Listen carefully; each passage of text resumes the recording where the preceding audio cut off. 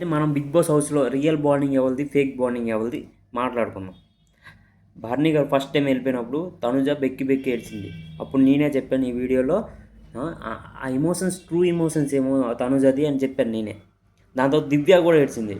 దివ్య అది fake emotion అని నేను చెప్పలేదు, అనుకున్నా. దివ్య ఫేక్ ఎమోషన్ అనలేదు, అనుకున్నా. దాంతో మళ్ళీ బర్నీ గారు వచ్చారు, మళ్ళీ తనుజ ఏడ్చింది, దివ్య ఏడ్చింది, ఇద్దరు ఏడ్చారు. మళ్ళీ వెళ్ళిపోయారు దెబ్బ తగిలిచి. అప్పుడు తనుజ ఏడ్చింది, దివ్య ఏడ్చింది. మళ్ళీ వచ్చాక తనుజ ఏడలే, దివ్య ఏడ్చింది. దివ్య అంత కేరింగ్ తీసుకుంది. తనుజ ఏమంచు మనకి ఒక్క క్లిప్ చూపించండి తనుజ మనకి కేరింగ్ తీసుకున్నట్టు.